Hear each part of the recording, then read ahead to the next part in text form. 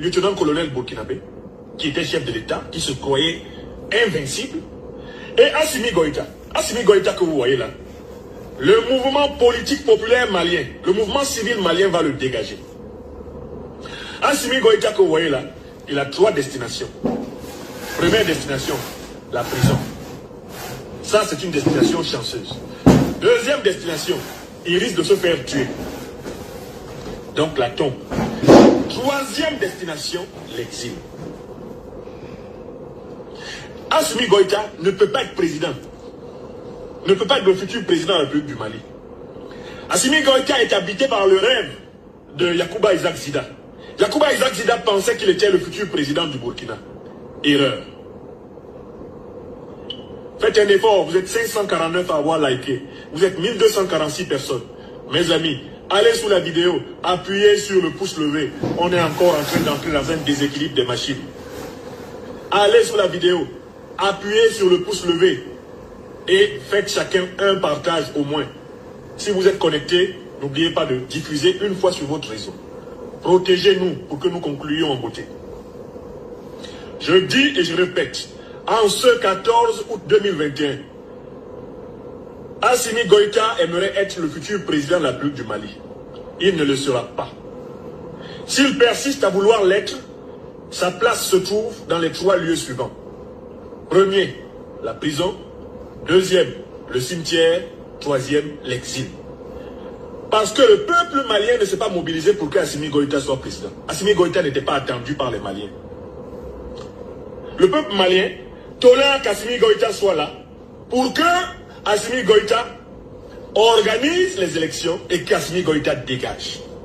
Si Assimi Goïta se pique comme je le vois de plus en plus gonflé là, il est en train de mousser comme le tapioca. Chaque jour il se barde, il s'habille comme si lui il avait été président depuis 35 ans. Assimi Goïta doit faire très attention. Il a intérêt à respecter le cahier de charge de la transition démocratique. Et il a intérêt à faire le moins de gaffes possible. Parce que même s'il respecte le cahier de charge, d'ailleurs Yacouba Isaac Zida avait relativement respecté le cahier de charge, Yacouba Isaac Zida s'est retrouvé chassé par ses propres héritiers. Et que ceux qui ont finalement récupéré le pouvoir de transition ont chassé Zida. Ils l'ont pourchassé. Et ils veulent sa tête jusqu'aujourd'hui. Alors, moi j'ai vu les prises de parole publiques du colonel Goïta. Il n'a pas le niveau dialectique. C'est peut-être un bon tacticien, un bon stratège militaire. C'est ce qu'on me dit. Mais il n'a pas de culture politique. Il n'a pas de culture politique. C'est très dangereux pour lui. C'est pour ça que je lui déconseille de vouloir être président de la République. Qu'il aille apprendre, qu'il retourne à l'école de la politique. Parce qu'il n'a pas été préparé pour la politique. C'est un officier supérieur. Mais il n'a pas eu le temps de se préparer à la politique. Quand il s'exprime, si le discours n'est pas écrit, il massacre la langue officielle du Mali. Il n'a pas le niveau. Il n'a pas le niveau. Il y a des officiers beaucoup plus cultivés et mieux structurés que lui. Assimi Goïta. Assimi Goïta est un colonel. Dans l'armée malienne, il y a des gens qui sont plus gradés que lui. Assimi Goïta n'était pas le chef d'état-major de l'armée malienne au moment de prendre le pouvoir. Il était commandant des forces spéciales maliennes. Conséquence, il a utilisé la supériorité de feu de l'unité qu'il dirigeait pour menacer le chef d'état-major, pour menacer toutes les autres unités. Mais ce n'est pas lui qui a fait la révolution contre le régime de Ibrahim Boubacar Keïta. Partagez, coucou Aya, comment tu vas? Fatou Diaby, bonsoir. Tous les mouvements qui ont pris la rue depuis plus d'1 an au Mali, ce sont eux qui ont fait tomber Ibrahim Boubacar Keïta. Mais Assimi Goïta est sorti. Quand il s'est rendu compte que le régime d'Ibrahim Boubacar Keïta ne pouvait pas tenir, il s'est retourné contre Ibrahim Boubacar Keïta en donnant l'impression d'épouser la cause du peuple, mais dans le but de récupérer, lui, le pouvoir. Comme le Mali est en guerre, et que le Mali a besoin quand même que l'armée reste opérationnelle pour protéger les populations, le mouvement civil qui a renversé Ibrahim Boubacar Keïta s'est retrouvé dans une situation de facto où il fallait accepter qu'Assimi Goïta, commandant de l'unité la plus opérationnelle du Mali, prenne la tête du Mali. Ce n'est pas Assimi Goïta qui a renversé Ibrahim Boubacar Keïta. Non, c'est le peuple malien. Assimi Goïta, lui, il a surfé sur la vague. D'ailleurs, au départ de la crise, Assimi Goïta, comme tous les autres militaires qui sont maintenant au pouvoir, eux tous obéissaient aux ordres d'Ibrahim Boubacar Keïta de réprimer la population. L'armée malienne a réprimé régulièrement le peuple malien. Des Maliens ont été tués pendant les manifestations depuis plus d'1 an. Ils ont été tués par la gendarmerie, par l'armée, par des forces spéciales. Moriba, mais quand Assimi Goïta et ses camarades, notamment son régiment, les forces spéciales, se sont rendus compte que IBK devait nécessairement tomber et que le peuple malien était déterminé, ils se sont retournés contre IBK et ont fait semblant d'épouser la cause du peuple. Voilà comment ils ont récupéré l'insurrection populaire malienne pour s'installer à la tête du Mali. Alors, je viens assez rapidement là d'expliquer la notion de félonie. Qu'est-ce que c'est que la félonie? La félonie, c'est un comportement qui consiste à profiter de circonstances dans lesquelles on n'a pas de mérite pour s'octroyer des mérites. Qu'est-ce que c'est qu'un félon? C'est quelqu'un qui est un opportuniste. C'est-à-dire que il n'a pas mené un combat. Il observe le combat et attend le moment le plus propice pour sauter à la tête du combat et se présenter comme le chef. Les colonels félons, c'est leur spécialité. D'abord, ils sont là, ils guettent leurs généraux. Comment doubler les généraux? Comment passer avant les généraux? Parce qu'ils sont pressés d'être généraux. D'ailleurs, Assimi Goïta qui est là, je ne suis pas sûr qu'il va finir cette transition sans être devenu général. Yacouba Isaac Zida avait commencé la transition burkinabé. Il était lieutenant-colonel. Avant la fin, il était déjà général. Il était général avant la fin. Il n'a même pas eu la modestie de quelqu'un comme Kadhafi, qui est resté colonel toute sa vie.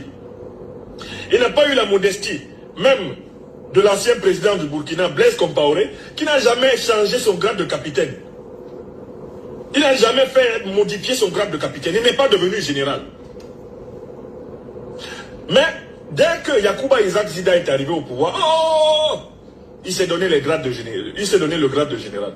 Et Assimi Goïta qui est là, sa manière d'aimer les décorations et les médailles, sa manière d'aimer la parade nous dit très clairement que ce gars-là, si on s'amuse, en moins de 8 mois, il sera même maréchal. Il est habité par la décorite, la gradite. Il est habité par la maladie de l'apparat. C'est un apparatique militaire.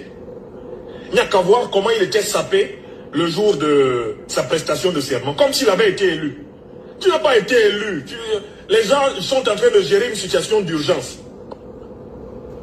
Ils acceptent que tu te mettes à la tête de l'État parce que le pays est en guerre. Et que finalement, il vaut mieux qu'il y ait un militaire. Tapotez les gars, vous êtes à 200 tapotages. De serment, comme si tu étais un président. Vous êtes à 2000 cas, tapotez les gars. C'était ta consécration. S'il vous plaît, tapotez. Regardez bien les images d'Assimi Goïta le jour de... Tapotez pour sécuriser. De son installation officielle, de sa prestation de serment. Il se comporte comme s'il était un président élu. Il n'a pas été élu. Tapotez les gars. Il n'a pas été élu. Et c'est exactement comme cela que se comportait Yacouba Isaac Zida. Il se comportait comme un président élu. Donc ce sont des félons. C'est-à-dire que ce sont des gens qui, en réalité, ne sont pas en phase avec le peuple. Ils observent le peuple. Ils ont tapotez les gars. On doit besoin de grandeur, besoin de gloire, besoin de pouvoir. Et quand le peuple lutte, et qu'ils sentent que le pouvoir va tomber, ils vont basculer leur unité, celle qui leur obéit. Cette unité menace toutes les autres unités de l'armée, intimide tout le monde. Cette unité se présente comme aimant le peuple, embrasse le peuple. Et comme le peuple n'a pas nécessairement prévu de solution, parce que quand les gens se battent contre une dictature, ils ne savent pas exactement par qui et par quoi ils vont la remplacer. Eh bien, les colonels félons, les opportunistes fiefés que je suis en train de... Alors bonsoir, assalamu alaikum wa rahmatullahi ta'ala wa barakatuh. Bonsoir chers frères et sœurs. Alors chers frères et sœurs, j'ai vu une vidéo sur la toile venant d'un professeur malhonnête et un professeur incongru. Si nous devons parler de Franklin Nyamsi, faire sortir ces vidéos ici, franchement, il risque de prendre toute la nuit en train de montrer les multiples contradictions de Franklin Nyamsi au Cameroun. Est-ce que Franklin Nyamsi est-il digne d'être un panafricain? Voici un gars qui change comme la météo et à chaque fois, il va s'abaisser derrière les gens qu'il a déjà dénigrés et insultés. Rappelez-vous, lorsque M. Bensouk l'homme qui a fait des crimes à Dabou, l'ex-député de Dabou, proche de Guillaume Soro, avait été arrêté par les autorités maliennes et lorsqu'il était sur le point d'être extradé, voici les saletés que Franklin Nyamsi a produit. Il a dit qu'Assimi Goïta était un félon et qu'il avait 3 destinations, la mort, l'exil et la prison. Et donc, je vais profiter pour vous donner le titre de cette vidéo. Cette vidéo est intitulée « Les 5 colonels félons ». Mieux, Franklin Nyamsi nous a informé ici qu'Assimi Goïta avait laissé le front et que maintenant, il est sur le net en train de compter les djalis au front. Et que Assimi Goïta aurait, entre guillemets, arrêté ou extradé des Maliens aux États-Unis. Est-ce que les États-Unis ont déjà extradé l'un de leurs ressortissants? Et donc, on va essayer de faire l'analyse sur ça pour voir la crédibilité de ce vermine, de ce déchet, de ce rat d'égout, de ce minable de Franklin Nyamsi Ouakamerou, dont je vous demande de partager. Avant de commencer, j'aimerais ici saluer le président de la République, puisqu'on dit il m'écoute, je ne sais pas si c'est vrai ou faux. Dit au président que je réitère encore mes propos, puisque vous avez parlé de la transition générationnelle. Alors, monsieur le président, avant la fin de vos 2e mandat dans la 3e République, j'ai dit ceci la dernière fois. J'ai dit il faut donner des postes de responsabilité et de nomination à certains militants de notre parti qui font un excellent travail, qui sont au contact avec les populations et les militants. J'ai cité le cas du doyen, du grand frère Moustapha qui est à Dabou.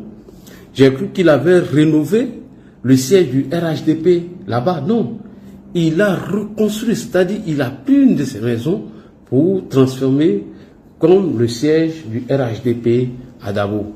Et grâce à ces actions qu'il mène sur le terrain, vous avez vu qu'à Dabou, cette année, il n'y a pas eu de désobéissance civile ou la mobilisation à la jeunesse des sorties.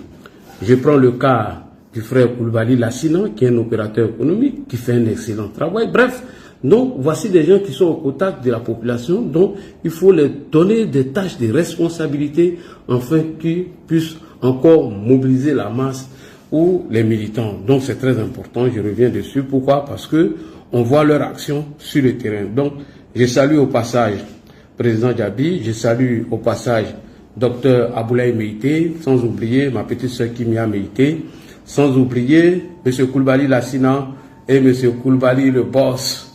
Salut à toi depuis ta position. Bref, alors, pour connaître Franklin Nyamsi, c'est très simple. Nous avons écouté une vidéo de Franklin Nyamsi, qui n'est pas sa première déjà, où il dit que des officiers ivoiriens ont été arrêtés au Togo pour tentative de déstabilisation du Togo. Nous nous sommes posé des questions. Comment se fait-il que des officiers ivoiriens tentent de déstabiliser M. Foya Sibé et Yadema? Et soudain, brusquement, il n'y a pas de communiqué du procureur de Lomé, il n'y a pas de communiqué venant des autorités togolaises, et on fouille sur tous les médias, il n'y a aucune information sur ce que Franklin Nyamsi vient de nous donner comme information en disant que des militaires ou des officiers ivoiriens ou des forces spéciales ivoiriennes ont été arrêtés pour tentative de coup d'État au Togo. Pardon, excusez-moi, c'est au Togo.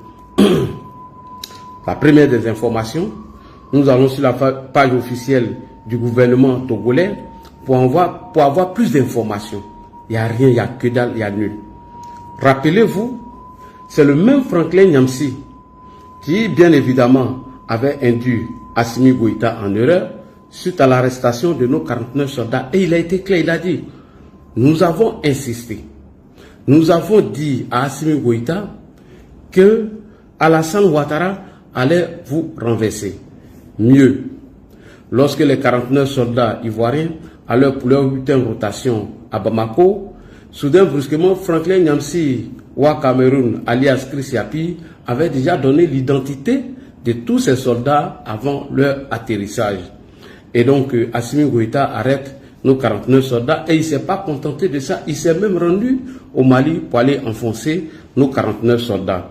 Il a fallu la médiation de Faure Gnassingbé dont il parle aujourd'hui, jusqu'à ce qu'une délégation ivoirienne se rende à Bamako, où il était question de parler du cas des 49 soldats. Téné Brahima, que je salue ici, le ministre de la Défense, dit qu'il y a eu un malentendu entre nous et nos frères maliens, et donc nous nous sommes rendus à Bamako pour mettre tout au clair. Et bien avant ça, il y a eu le communiqué du Conseil national de sécurité présidé par le ministre Fidel Sarasoro. Il y a eu le communiqué de l'état-major de Côte d'Ivoire pour expliquer la mission de nos 49 soldats. Et il y a eu la rencontre entre le ministre de la Défense, M. Téné Brahima, avec les parents des soldats. Donc bref, quand la délégation ivoirienne se rend au Mali, à Bamako précisément, lorsque le ministre de la Défense prend la parole, il parle d'incompréhension. Et le ministre des Affaires étrangères du Mali, M. Abdoulaye Diop, dit un incident malheureux. Incompréhension, incident malheureux. Et qui était à l'origine? C'est Guillaume Kibafouri Soro et Franklin Nyamsi. Donc, nous nous sommes posé la question, comment se fait-il que des officiers ivoiriens sont arrêtés au Togo? Il n'y a aucune information venant du gouvernement togolais. Mieux, il n'y a pas de communiqué du procureur de Lomé. En réalité, c'est une stratégie de noyer le poisson en voulant accuser l'État de Côte d'Ivoire. La stratégie, c'est quoi? Vu que le colonel Tigré, selon certaines sources d'information, serait réfugié au Togo du Togo, se retrouve aujourd'hui, d'après certaines sources, au Burkina Faso. Vu l'implication de tous ces panafricains 2.0 dans la tentative de déstabilisation du Bénin, donc pour créer un nouveau buzz, il faut d'abord noyer le buzz du coup d'État manqué au Bénin.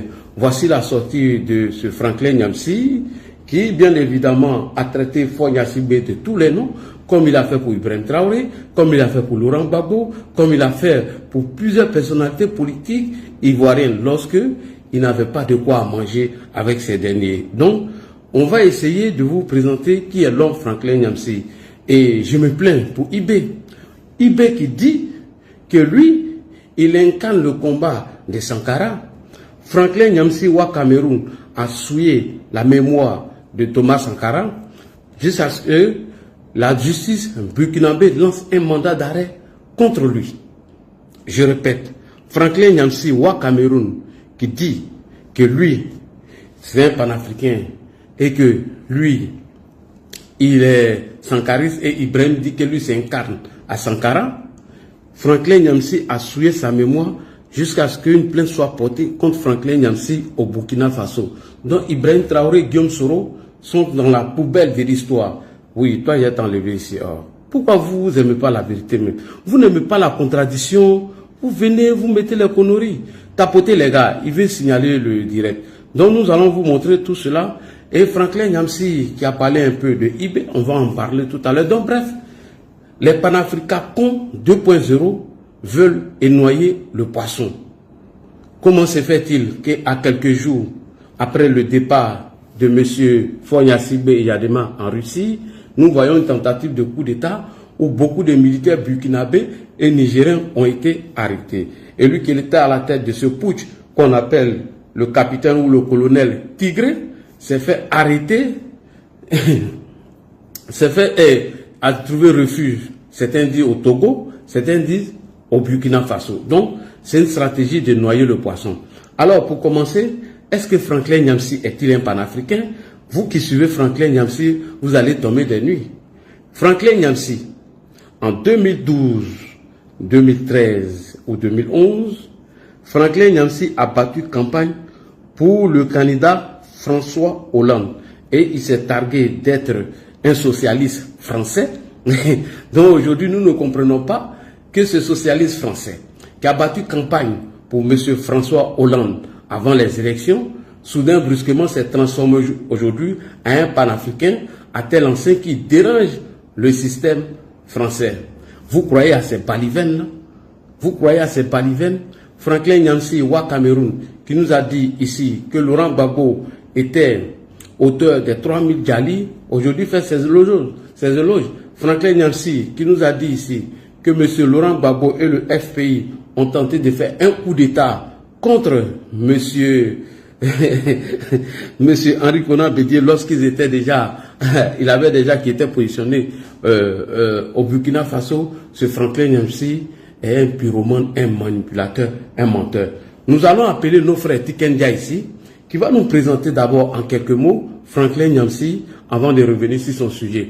Tikendia nous a informé que Franklin Nyamsi est un rat des palais, un rat de goût qui passe son temps à lécher les bottes de Assimi Goïta, qui bien évidemment il nous a dit qu'il avait 3 destinations, la mort, l'exil et la prison. Donc quand Tikendia va finir de présenter l'homme en question, nous allons maintenant rentrer dans le vif du sujet. Alors monsieur Tikendia, lorsque Franklin Nyamsi se rend dans les pays de l'AES, qu'est-ce qu'il va chercher là-bas? En quelques mots, on va écouter Tikendia et nous allons parler de ce Franklin Nyamsi Wa Cameroun, conseiller politique de Guillaume Kibafori Soro. C'est parti, on l'écoute. Bon, Cameroun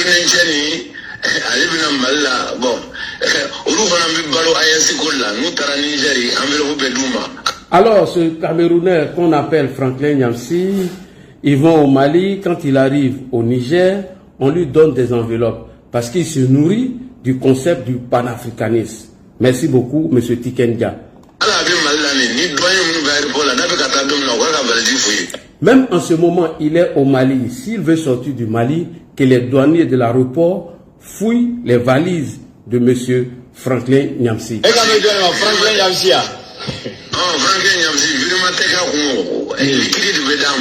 Alors, oui, tu parles de Franklin Nyamsi. Oui, je parle de Franklin Nyamsi. Il n'a pas de virement, on ne lui fait pas de virement. On lui donne de l'argent en liquide. On continue.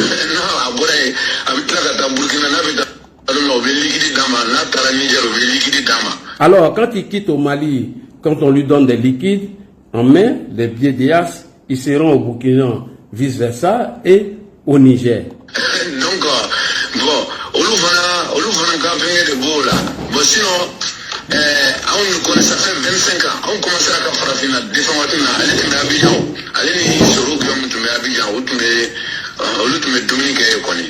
Alors, nous, ça fait 25 ans que nous défendons la cause du panafricanisme. Au moment où nous défendons la cause du panafricanisme, Franklin Nyamsi et Guillaume Soro étaient dans les arcanes du pouvoir à Abidjan en train de manger avec leurs 2 mains. Voilà où il fait les éloges du président Alassane Ouattara, qui était un homme de paix, un bâtisseur hors pair, quelqu'un qui a changé la Côte d'Ivoire, qui a instauré la démocratie dans notre pays. Donc, en quelques mots, Tikendia nous présente l'homme en nous disant que ce monsieur, quand eux ils défendaient le panafricanisme, et le Franklin Nyamsi est en train de manger encore en Côte d'Ivoire avec le gouvernement du président Ouattara. Donc ça fait 25 ans que je fais la défense. Donc quand j'entends les nouveaux panafricanistes là, quand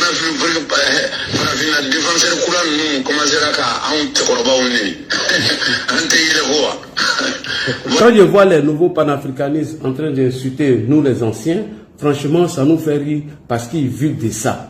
On continue. Un peu. Donc, on sacrifice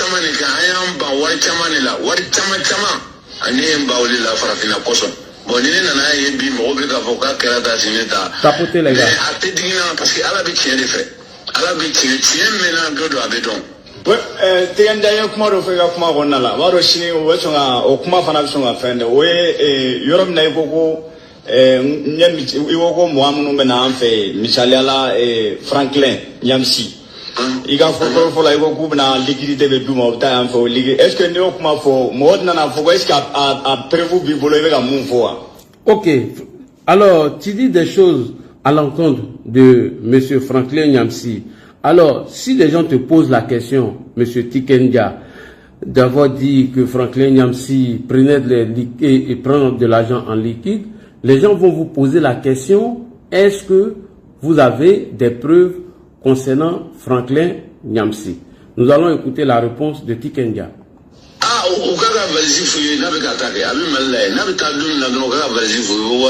Ils n'ont qu'à fouiller la valise de Franklin Nyamsi. Lorsqu'il quitte du Mali, ils n'ont qu'à fouiller.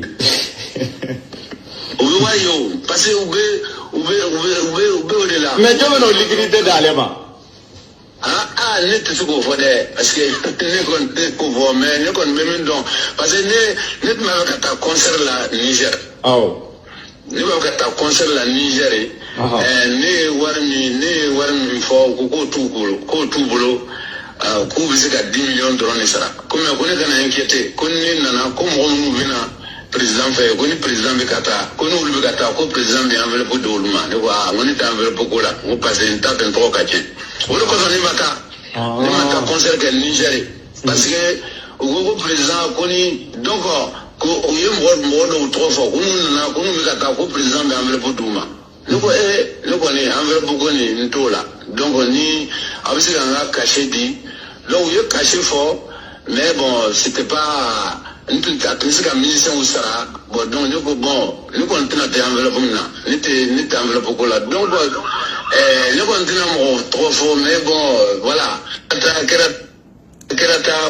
ok.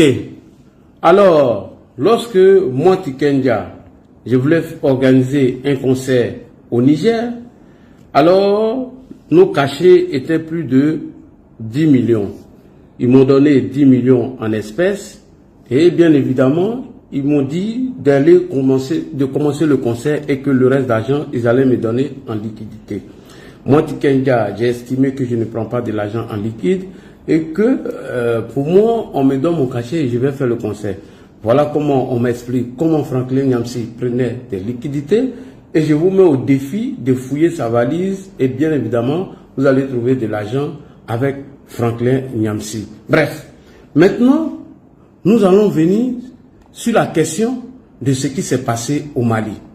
Rappelez-vous que Franklin Nyamsi avait réussi à mettre dans la tête d'Assimi Goïta que c'est nous qui étions le mal d'Assimi Goïta et que la Côte d'Ivoire préparait le renversement d'Assimi Goïta à travers des soldats que nous envoyons là-bas. Raison pour laquelle Assimi Goïta a arrêté nos 49 soldats. Voilà qui a commencé cette manipulation. On va aller sur ça avant de venir sur la vidéo du jour. On écoute ici Franklin Nyamsi. Et au regard de l'expérience positive que nous avons eue, parce que nous avons au Mali réussi à convaincre et à faire comprendre, heureusement, au pouvoir de la transition malienne, qu'Alassane Dramane Ouattara allait le faucher. Point. Heureusement que nous avons réussi à faire comprendre à Assimi Goïta que le président Alassane Ouattara allait renverser M. Assimi Goïta. Voici sur quoi Assimi Goïta s'est basé pour, bien évidemment, arrêter nos 49 soldats. On continue. Parce qu'Alassane Ouattara avait mené la même campagne de charme au Mali. C'est comme cela que notre frère Ben Souk s'était retrouvé en prison et risquait d'être extradé. Nous avons eu la chance d'être écoutés par le colonel Assimi Goïta. Point.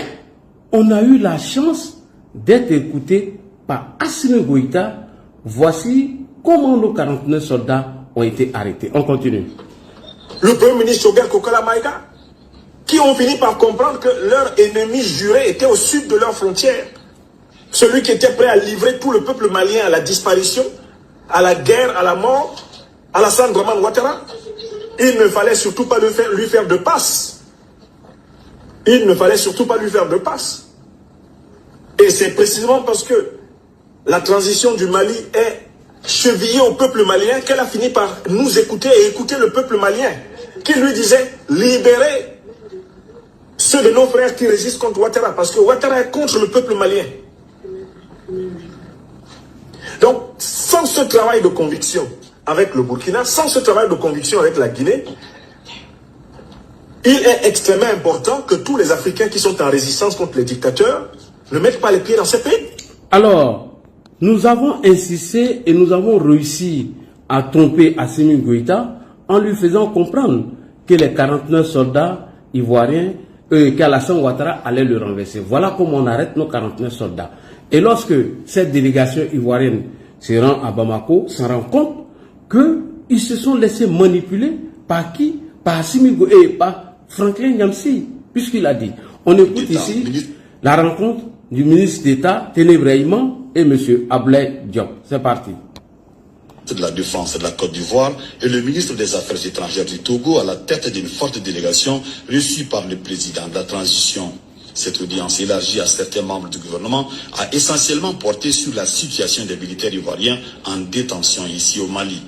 Une situation qui met à froid les relations bilatérales qui existent entre le Mali et la Côte d'Ivoire depuis quelques mois.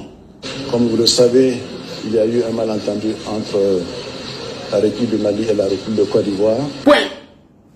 Comme vous le savez, il y a eu un malentendu entre l'État de Côte d'Ivoire et l'État du Mali. Malentendu, incompréhension. Et le ministre de la Défense, Téné Brahima, est clair. Comme vous le savez, il y a eu un malentendu entre l'État de Côte d'Ivoire et l'État malien. Oui. Il y a de cela quelques mois. Il était bon que nous puissions nous rencontrer pour en parler. Et c'est ce que nous avons fait avec nos frères maliens. Et le président Assimi Goïta nous a fait l'honneur de nous recevoir pour que je puisse lui transmettre les messages du président Ouattara, ce que nous venons de faire. La rencontre s'est passée dans un esprit fraternel, de compréhension mutuelle. À la suite de cette audience, la délégation ivoiro-togolaise a eu un temps d'échange plus élargi avec le ministre d'État, ministre de l'administration territoriale et de la décentralisation et le chef de la diplomatie malienne. Ce cadre a permis aux différentes parties d'élaborer un mémorandum, lequel document servira d'appui pour avoir un dénouement heureux de la situation qui prévaut entre le Mali et la Côte d'Ivoire. Depuis quelques mois, nous sommes dans cet exercice de discussion, de dialogue, parce que depuis le début, pour notre part Mali, le président de la transition, son Excellence le colonel Assimi Goïta, a indiqué que cet incident malheureux... Point. Incompréhension entre nous et nos pays frères Mali, Ablaye Diop, incident malheureux. Incompréhension entre nous et nos frères maliens, M. Téné Brahima, qui est à l'origine Guillaume Soro et son conseiller politique. Vous entendez? On continue. Qui a rendu les relations difficiles entre le Mali et la Côte d'Ivoire pour pouvoir les surmonter. Nous privilégions toujours la voie du dialogue, la voie diplomatique pour pouvoir trouver une issue par rapport à cela. Et ceci, il l'a réitéré malgré le fait que la question soit portée devant les instances judiciaires, mais elle ne peut être réglée en oubliant la profondeur et la densité des relations entre le Mali et la Côte d'Ivoire. Dans ce cadre-là, nous avons eu déjà quelques échanges. Aujourd'hui, nous nous réjouissons de recevoir cette importante délégation. Nous nous réjouissons pour recevoir cette importante délégation qui est à la base Guillaume Soro, Franklin Nyamsi.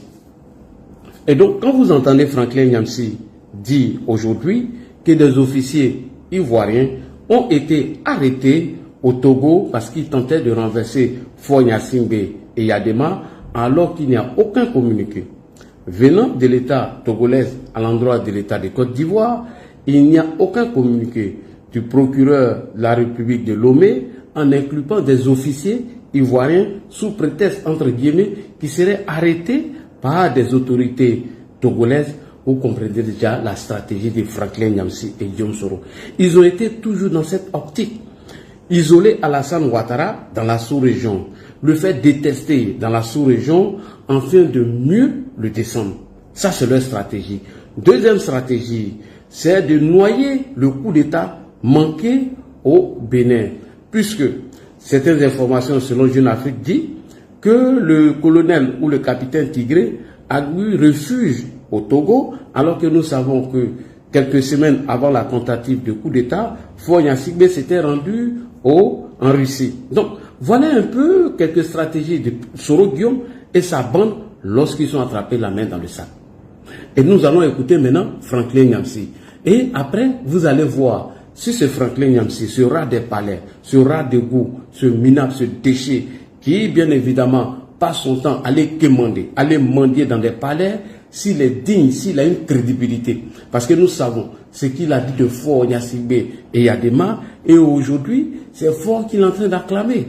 On écoute d'abord Franklin. Car il est important que vous sachiez que parce que le gouvernement togolais a refusé de participer au projet de la CEDEAO contre l'Alliance des États du Sahel, ce gouvernement est désormais dans la ligne de mire du néocolonialisme français et de l'impérialisme occidental.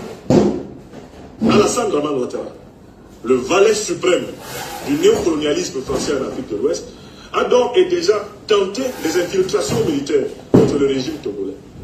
Je vous ai dit, et je vous le dis bien sûr, qu'une douzaine d'officiers des forces spéciales ivoiriennes ont été arrêtés par les autorités togolaises et eux sont en détention en risquant la réclusion à perpétuité pour avoir préparé un coup d'État contre le régime togolais parce que ce régime s'est rapproché de l'AES et de la Fédération de Russie.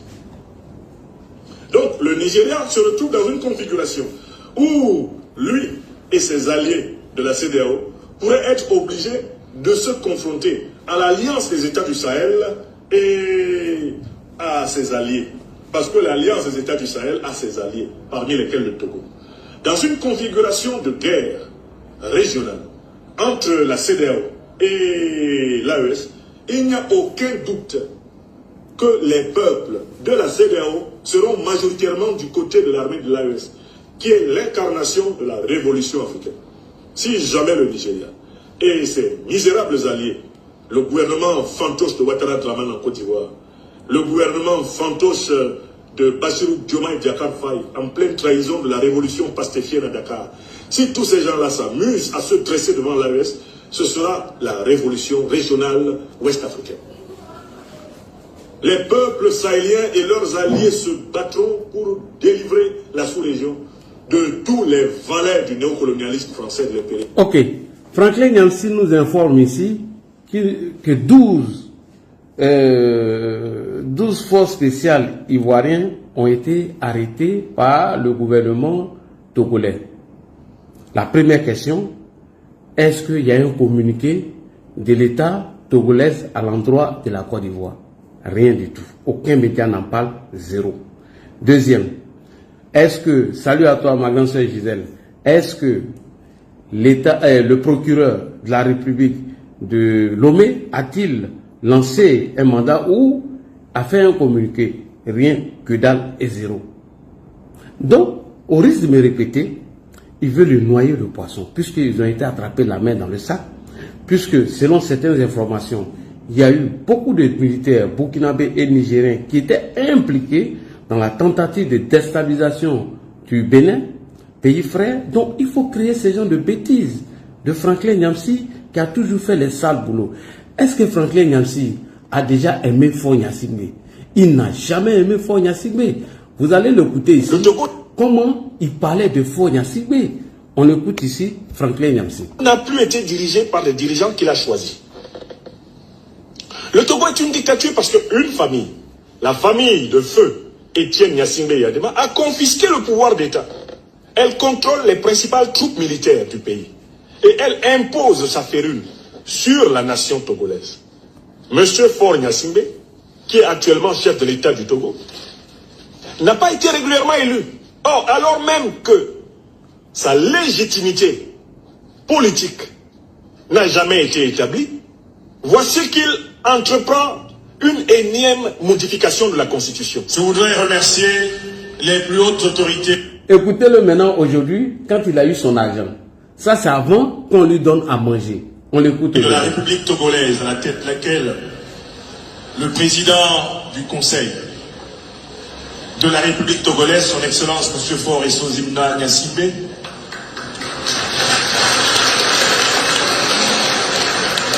l'ensemble des membres de son gouvernement, parmi lesquels mon frère, ami, camarade,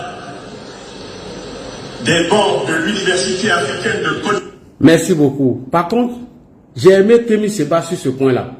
Kémi Séba a dit qu'il ne va pas se rendre au Togo parce qu'il estime que Faure Gnassingbé fait partie des dictateurs de la sous-région. Parce qu'il estime que Faure Gnassingbé n'a jamais été un démocrate. Donc voici Franklin Nyamsi qui dit ici que Faure Gnassingbé n'a jamais accédé au pouvoir par la voie de la démocratie, qui bien évidemment a modifié la constitution afin de rester à vie et au pouvoir. Bon, comme lui il vit des enveloppes, comme lui il faut créer des conflits entre les nations de la CEDEAO afin que on puisse déstabiliser la Côte d'Ivoire, donc ce monsieur sort, il nous lance des charabia. Je me rappelle dans le Jeune Afrique de M. Téné Birahima, où il a eu une interview, où il a parlé de sa mission avec le président de la République, et la question lui a été posée entre l'État de Côte d'Ivoire, quelle était l'ambiance entre l'État de Côte d'Ivoire et l'État malien. M. Téné Birahima, le ministre de la Défense que je salue ici, a dit ceci dans Jeune Afrique, il dit tout va bien, les relations entre la Côte d'Ivoire et le Mali, tout va bien. Vous-même, vous le constatez, lorsque le Mali était coincé au niveau du carburant, la Côte d'Ivoire a fait des efforts afin de fournir du gaz, de l'essence au Mali.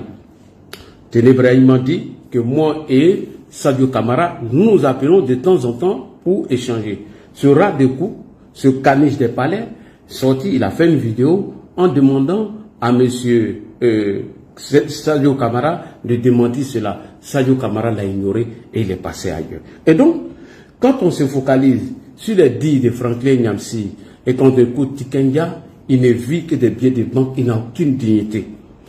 Eux, leur rôle aujourd'hui, Guillaume Soro et sa bande, comment déstabiliser la Côte d'Ivoire.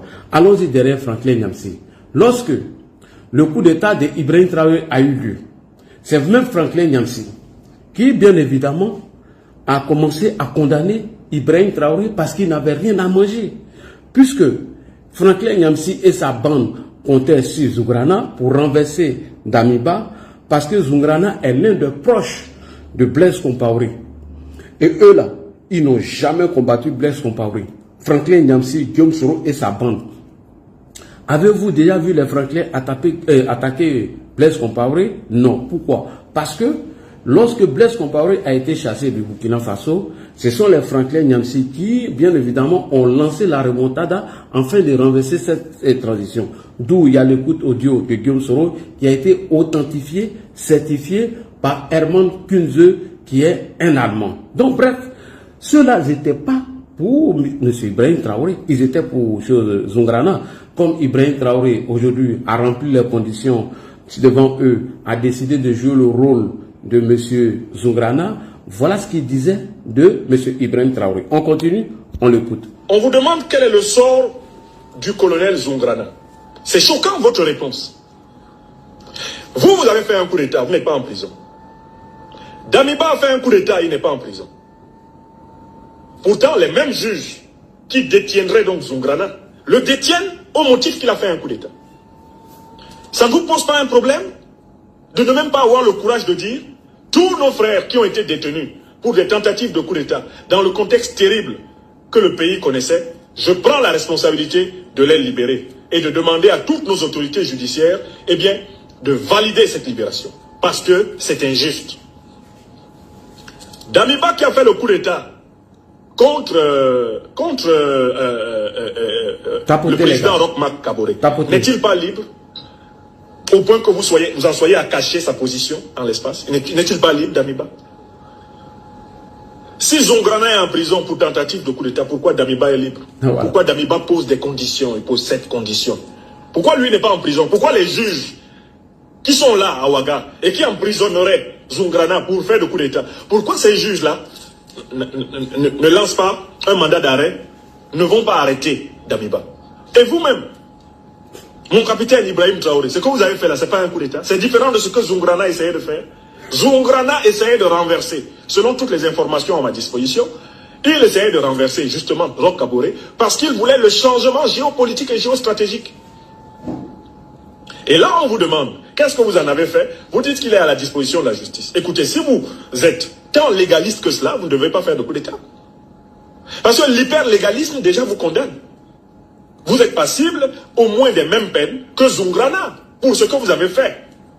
Voilà. Et donc, avant que Ibé Kakao ne tombe dans les pièges, voilà ce qu'on montrait d'Ibrahim Traoré. Et aujourd'hui, les billets de banque ont parlé, on a fait fi de tout ce qu'on a dit d'Ibrahim Traoré. Mieux, Ibrahim Traoré qui dit qu'il est sankariste.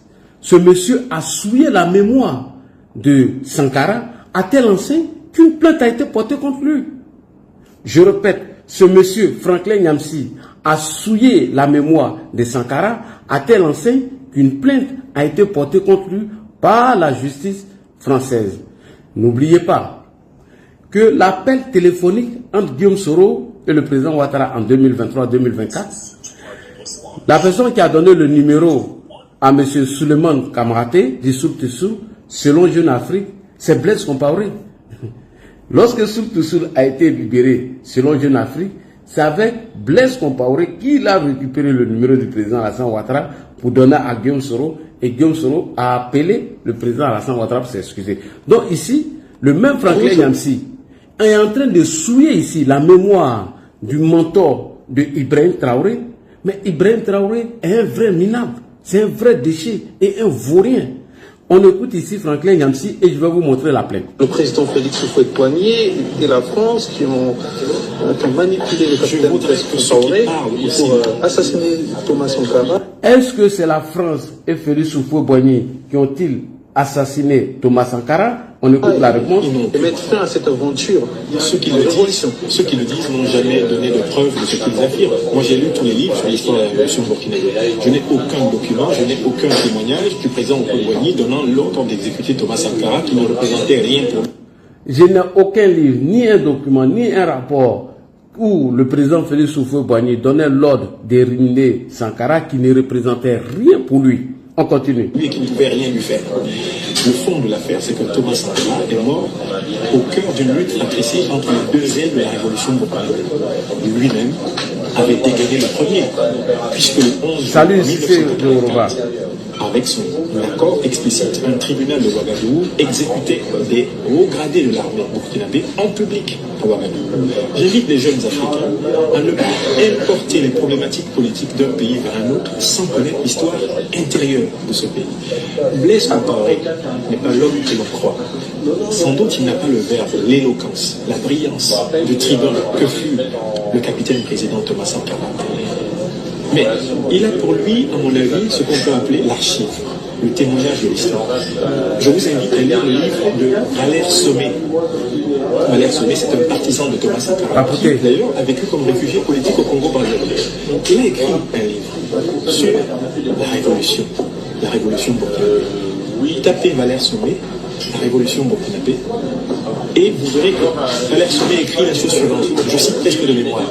C'est à partir du 11 juin 1984 que le sang commença à couler dans la révolution burkinabé. Blaise Compaoré a été confronté en 1987 à une seule question. Fallait-il que lui meure et que Sankara survive, ou fallait-il en réalité que Sankara meure et que lui survive? On ne peut imposer à personne, confronté à la question de survie, on ne peut imposer à personne de préférer la vie d'un autre à la sienne. Voilà ce que l'expérience m'a appris. Et depuis lors, j'ai appris à ne pas juger des révolutions que je ne connais pas. Ok. Après cette interview de Franklin Nyamsi, la justice burkinabé a lancé un mandat d'arrêt contre Franklin Nyamsi. On va lire ici ce mandat d'arrêt et nous allons appeler Ibé Kakao, ce vaurien-là, qui se targue en Franklin Nyamsi et Thomas Sankara. Et vous allez voir que ce monsieur n'a aucune dignité et il doit être vomi, Franklin Nyamsi. Ok, fermez vos micros s'il vous plaît. Fermez vos micros s'il vous plaît. Tu viens de monter, ferme ton micro. Voilà. Ok, on y va. Voici l'article qui est là. Le site du Conseil national de résistance mouvement Imbosis. Voilà. Voici le site qui est là. Nous allons monter. Ok. Je vais prendre... Est-ce qu'il y a un bic ici? Est-ce qu'il y a un stylo? Si je n'ai pas de stylo, je dois avoir ça. Ok. Je vais voir ça. Ok. On y va. Les gars. Est-ce que vous voyez TikTok? Ok, on y va. Assassinat de Thomas Sankara. La justice burkinabé lance un mandat d'arrêt contre Franklin Nyamsi, conseiller politique de M. Guillaume Kibafori Soro. La justice burkinabé semble n'avoir pas encore fini avec la galaxie Soro. Franklin Nyamsi. Après le président de l'Assemblée nationale de Côte d'Ivoire, contre laquelle pèse un mandat d'arrêt international lancé par la justice burkinabé pour son implication dans la tentative de coup d'État du général Diengéré contre les institutions de la transition au Burkina Faso en septembre 2015. C'est autour de l'un des proches de Guillaume Soro, en l'occurrence Franklin Nyamsi, professeur de philosophie dans un lycée, même pas dans une université, dans un lycée en Rouen, en France, d'être dans le collimateur de la justice des hommes intègres. Nous apprenons, en effet, auprès de la justice burkinabé à Ouagadougou, qu'un mandat d'arrêt international est sur le point d'être lancé contre Franklin Nyamsi au Cameroun, contre Franklin Nyamsi, pour ses déclarations dans l'affaire de l'assassinat Sankara, pour laquelle il est déjà poursuivi l'ancien président Blaise Compaoré. Notre source au parquet de Ouagadougou affirme que la justice souhaiterait entendre Franklin Nyamsi dans ses déclarations répétées, soutenant que c'est Sankara qui a tiré le premier et Blaise Compaoré s'est juste défendu.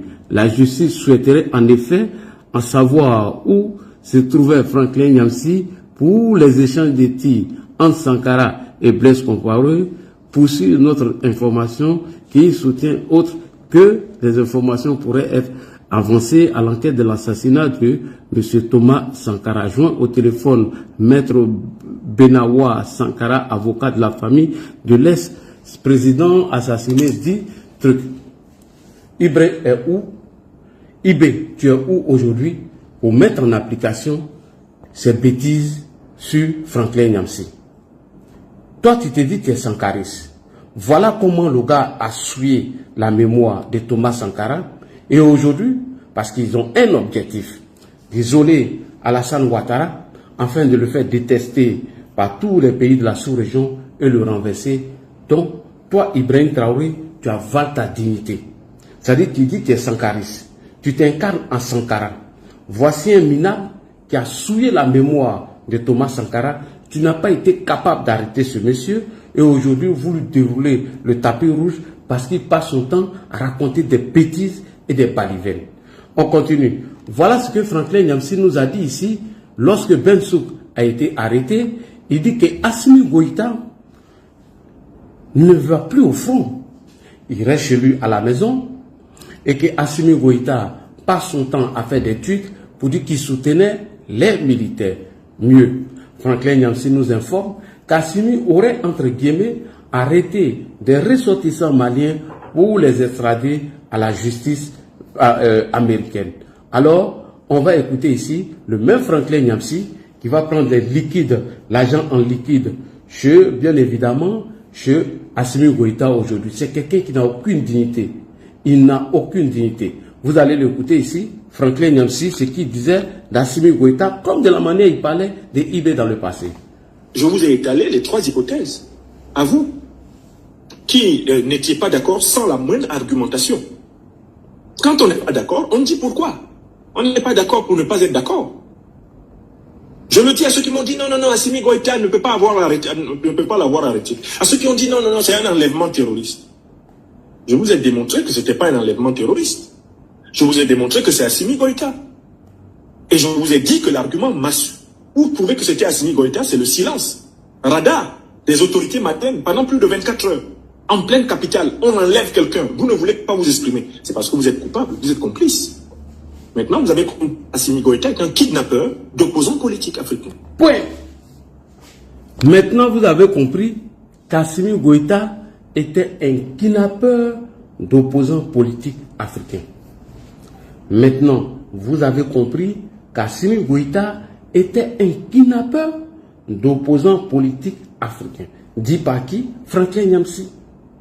On comprend qu'il est en train de manger, mais de grâce qu'il nous enlève dans sa manipulation. Assimi Goïta vient de sortir par cet acte de la liste des officiers que l'Afrique des libertés pouvait considérer comme une réserve émergente pour la dignité de l'Afrique. C'est terminé. Assimi Goïta vient de déchirer le semblant d'alliance générationnelle qu'il commençait à inspirer à des Africains. Non seulement au Mali, mais hors du Mali. Nous venons de comprendre qu'Assimi Goïta est un opportuniste militaire qui a sauté sur la première occasion pour s'incruster dans la révolution malienne et s'imposer comme chef de l'État. Après avoir donné des espoirs de servir l'autodétermination du Mali, lui aussi maintenant il est sur sa page Twitter en train de commenter les massacres djihadistes contre le peuple malien. Maintenant il est assis au palais, il ne mène plus le combat sur le terrain, il n'expose plus sa vie, lui aussi il commente, compassion par-ci, compassion par-là, alors même que les attaques djihadistes contre le Mali sont l'avant-garde de la volonté de l'impérialisme français et occidental de contrôler les richesses du Mali. Oui, je peux le dire avec certitude ce soir. Cet acte d'Assimi Goïta indique qu'il n'a pas cru au combat qu'il a failli incarner. Il s'est mis à se soumettre aux 4 volontés de ceux qui veulent maintenir toute l'Afrique de l'Ouest sous le joug impérialiste occidental et notamment français. C'est clair là. Vous n'allez pas vous cacher derrière votre petit doigt pour le dire. C'est Assimi Goïta qui a enlevé un opposant au dictateur Ouattara. Assimi Goïta. Assimi Goïta, le double putschiste malien. Assimi Goïta, le double putschiste malien. Et il précise, vas-y. As-tu posé qu'il y a un putsch contre Ouattara? Est-ce que c'est Assimi Goïta qui doit se plaindre? N'est-ce pas Alassane Ouattara qui voulait la tête d'Assimi Goïta? N'est-ce pas Alassane Ouattara qui a voulu même à la limite qu'il y ait une intervention des forces de la CEDEAO armée au Mali pour désinguer Assimi Goïta? N'est-ce pas Alassane Ouattara qui a incité Emmanuel Macron à menacer Assimi Goïta de sanctions ciblées? Maintenant Assimi Goïta, après avoir envoyé des moutons à Ouattara, et quand nous l'avions critiqué, certains nous ont dit « Ah professeur, tu n'as pas compris. Ah professeur, tu n'as pas compris. Les moutons qu'il avait envoyés à Ouattara, c'est un symbole. C'est pour que justement, comme Ouattara voulait le tuer, Ouattara verse le sang des moutons et comme ça, Assimi Goïta est sauvé. » Moi, je vous ai dit que les moutons d'Assimi Goïta à Ouattara précédaient les livraisons d'hommes. Je l'ai dit. Retrouvez ma conférence et reconnaissez que j'avais raison. Je l'ai dit. Retrouvez ma conférence précédente sur cette affaire. Je vais la retrouver, vous trouvez la séquence. Beaucoup ont dit non, c'est un symbole, professeur, tu ne comprends pas. Pour se protéger d'Alassane Ouattara, les marabouts, les grands marabouts du Mali ont conseillé à Assimi Goïta d'envoyer 33 moutons à Ouattara. Et quand Ouattara va prendre, c'est terminé. Ouattara ne peut plus rien faire à Assimi Goïta. Et moi j'ai dit, les moutons d'Assimi Goïta précèdent Assimi Goïta. Assimi Goïta est en train d'aller vers Ouattara. Ce qu'il a reproché à Bandao, d'être allé vers Ouattara, puis d'être allé se soumettre à Macron, à la demande de Ouattara à Paris, c'est exactement ce qu'Assimi Goïta et Choguel Maïga sont en train de faire. Choguel Maïga a fait exactement le même voyage que Bandao.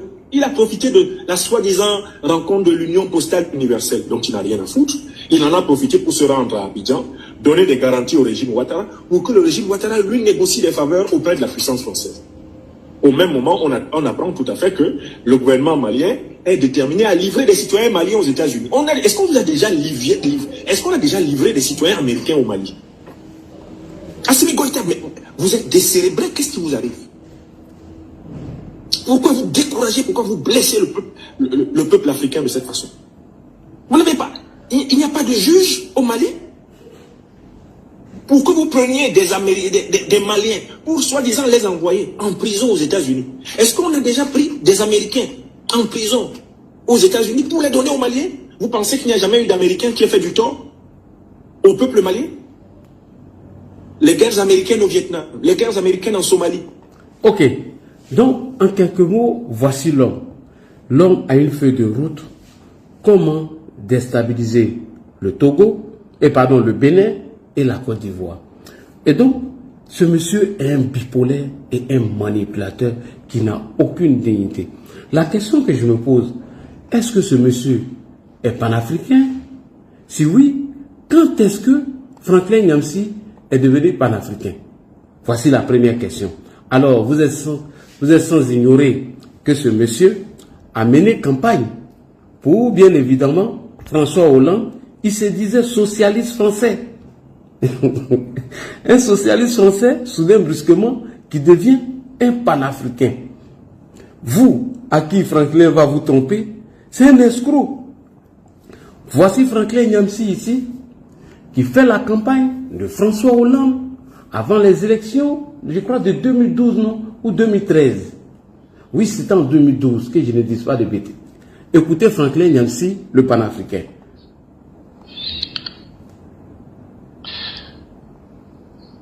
Mes chers amis, bonjour. socialiste français d'origine africaine. Oui.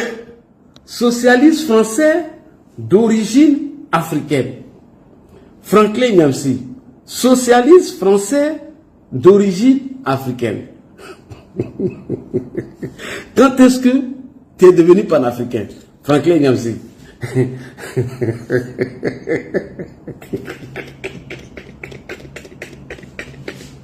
Ça me fait rappeler de Guillaume Soro qui avait Emmanuel Macron. Donc, quand est-ce que Franklin Nyamsi est devenu panafricain? Venez nous répondre. La guitare là, vraiment. Vous avez fait Franklin Nyamsi va commencer à me bloquer sur tous les comptes.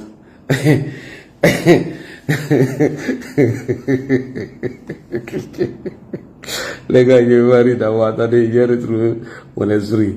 Franklin Nyamsi, non, voilà, c'est un vrai barbailleur. Ah, Franklin Nyamsi. Quand est-ce que tu es devenu, quand est-ce que Franklin Nyamsi est devenu socialiste et français? Quand est-ce qu'il est devenu panafricain? Nous, on veut en savoir. Voilà, on veut en savoir. Franklin Nyamsi, est-ce que tu peux nous dire plus? Voilà. On retourne encore. Franklin Nyamsi se présente à nous. Dans les années 2012, lorsqu'il menait la campagne pour François Hollande, quand est-ce que ce procès malhonnête est devenu panafricain? Oui, bonjour. Socialiste français d'origine africaine et particulièrement donc plus simplement franco-camerounais de mon état, je crois nécessaire de m'exprimer en tant qu'intellectuel issu des deux rives, comme j'ai coutume de le dire, sur le caractère décisif de l'élection présidentielle française en cette année 2012. Et je souhaite en particulier dire pourquoi je soutiens la candidature de François Hollande, n'est-ce pas, candidat du Parti Socialiste, à cette élection. Il y a en réalité dans l'histoire de la France deux courants qui s'affrontent depuis la Révolution française.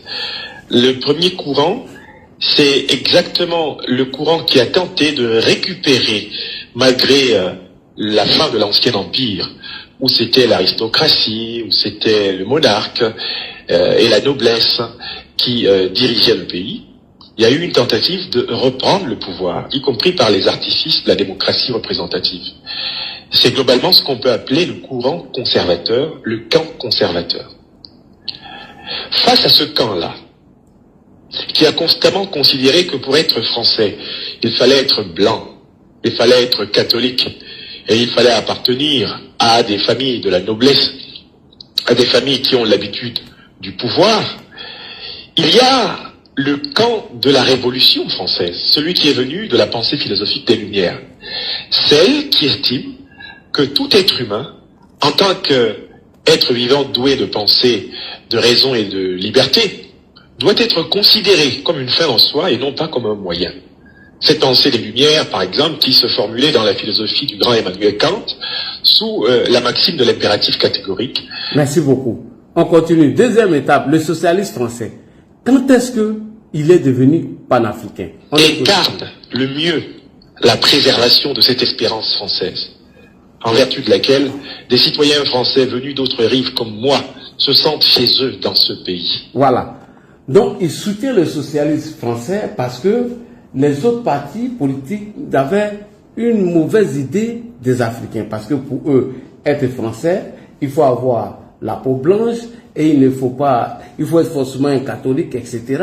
Donc lui, il a décidé de soutenir des socialistes parce qu'il est lui-même des socialistes qui parlent de l'intégration de tous les Français, que tu aies la peau noire, etc., etc. Donc, cela me rappelle de Soloba de Cancan, qui nous dit qu'il est né français, il n'a jamais eu un document ivoirien, mais en même temps, il est en exil dans son propre pays, la France. Vous voyez, c'est ça les panafricains. On continue. Le candidat Hollande se distingue très clairement du candidat Nicolas Sarkozy, donc du principal candidat du camp conservateur. D'abord, du point de vue de l'orientation sociale de l'économie. Pour le candidat François Hollande, les personnes passent avant les profits.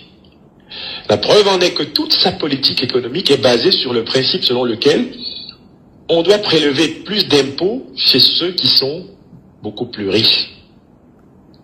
C'est une politique équitable qui consiste en réalité à prendre davantage du côté du capital qui possède plus que du côté du travail qui possède moins, tout en préservant la condition même de la prospérité sociale, à savoir une certaine croissance, mais une croissance bien sûr écologique. Il y a donc là une différence d'orientation entre les deux camps. Le camp conservateur, quant à lui, compte financer l'économie en taxant toujours davantage les classes moyennes et en soumettant à la corvée continuelle les classes les plus défavorisées. Le camp de la révolution, le camp de la solidarité, de la fraternité, de la liberté, de l'égalité, le camp de l'espoir multicentenaire de la France, quant à lui, demande que l'effort de tous et de chacun soit reconnu et que la politique soit d'abord au service des plus vulnérables. Il y a une deuxième raison pour laquelle le franco-africain que je suis soutient la candidature de François Hollande. Et pour apprécier cette raison... Merci beaucoup. Et donc, à quel moment ce monsieur est devenu panafricain? Ce monsieur devient panafricain non pas par conviction, il devient panafricain à cause des billets des banques. Comment ce monsieur devient panafricain? Il ne devient pas panafricain par conviction, non, pas une idéologie politique, mais il est devenu panafricain pour des billets de banque. Et dans leur stratégie de panafricanisme, il faut plébisciter les coups d'État, il faut accepter les coups d'État. Et en même temps, eux qui aiment les coups d'État, ils nous font croire, sans nous apporter des preuves, que les autorités ivoiriennes auraient tenté, entre guillemets, de renverser les autorités, renverser M. Fonya-Simbe et Yadema, et que 12 officiers ont été arrêtés. Bon, Franklin Nyamsi, si les coups d'État sont bons, si réellement les coups d'État sont les solutions pour sauver l'Afrique, et que vous plébiscitez tant dans les pays de l'AES, pourquoi avez-vous peur qu'on renverse Fonya-Simbe, que vous-même vous avez estimé que ce monsieur aurait modifié la constitution pour se maintenir à vitam aeternam au pouvoir? Pourquoi? Pourquoi? Si vous estimez que le coup d'État est bon, pourquoi ne voulez pas, vous, que Fonya-Simbe, que vous estimez qu'il avait duré au pouvoir, d'enlever, pourquoi vous vous braquez? Et vous allez accuser l'État de Côte d'Ivoire sans apporter de preuves. En réalité, je vous ai parlé un peu de l'homme. C'est un homme qui est un bipolaire. C'est un manipulateur, c'est un menteur. Je ne pèse pas mes mots. Franklin Nyamsi est un menteur et un manipulateur à qui on ne peut pas faire de confiance. Donc ce monsieur aujourd'hui, il fait croire que lui, il se bat pour l'Afrique, il est devenu panafricain lorsque les intérêts des billets ont commencé à changer de camp. Donc ne faites pas attention à ce monsieur qui vous fait croire que 12 officiers ou 12 forces de sécurité ivoiriennes ont été arrêtés au Togo. C'est archi faux. Il n'y a pas de communiqué venant des autorités togolaises. Il n'y a aucun communiqué venant du procureur de la République de Lomé. Il n'y a rien du tout. Ce monsieur n'est qu'un manipulateur. C'est une stratégie de noyer le poisson, puisque le colonel Tigré a été aperçu au Togo ou au Burkina. Donc pour noyer les traces du colonel Tigré, donc il faut sortir avec des palivins de Franklin Nyamsi au Cameroun qui n'a aucune dignité. Donc on ne doit pas prendre ces paroles en considération. Donc merci beaucoup chers frères et sœurs. Je vais laisser la parole aux autres pour que chacun de vous puisse émettre son avis. Alors je vois que c'est Raoul, hein, si je me trompe du nom, il faut me dire. Soleil, comment tu vas? C'est Raoul, non? Rami, bonsoir Rami, comment allez-vous? Rami, vous êtes là? Est-ce que Rami est là? Si Rami n'est pas là, je vais donner la parole à... Oui, bonsoir Rami, bonsoir. Là, tu sais c'est qui? C'est Rami, j'ai vu, c'est qui? C'est ta chérie Coco. Pas dit c'est Rami, parce qu'on est sur Internet, tu as peur de quoi? C'est quoi ce nouveau là? Ta chérie Coco, quoi ce nouveau là? Il te soir le soir, la belle pour y faut aller là-bas, ton Modia au carré. Modia Pro Max. C'était juste ton coucou, hein? Hein? Donc tu veux verser ma sauce quoi? Il a versé ta sauce. Les gros vont te fuir. Toi aussi, tu es méchante, hein?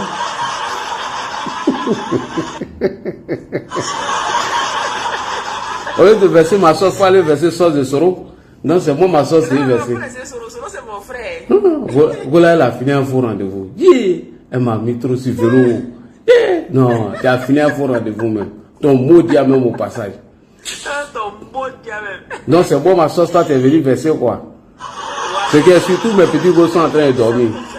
Tous mes gosses sont en train de dormir. Elles ne sont pas abonnées sur mes pages. Donc tu as tapé pour tout. Elles sont en train de dormir, elles n'ont pas de compte TikTok, elles n'ont pas de compte Facebook. Elles n'ont rien du tout. Ah, ça c'est bien. C'est qu'elles, c'est les pédales. Voilà, c'est ça, j'aime bien. Il y a une grosse info qui m'a donné. Merci beaucoup. Comment tu vas? Ouais, bonne soirée à toi. Et tiens, ça n'a rien à voir. Alors, médiateur Gigi, allons-y rapidement. Médiateur Gigi. Donc, bonsoir, mon frère médiateur. Tapotez, les gars. Tapotez. Franchement, félicitations pour la cérémonie. Depuis lors, on ne s'était pas encore retrouvés. Oui. T'as vu, tu étais en chocolat. Ouais. Tu peux faire gagner les saveurs du Congo même. Ah. D'accord. Il n'y a pas de souci, mon frère. Merci pour le retour. Franklin Yamchi, vous savez, Franklin Yamchi, c'est son escroquerie.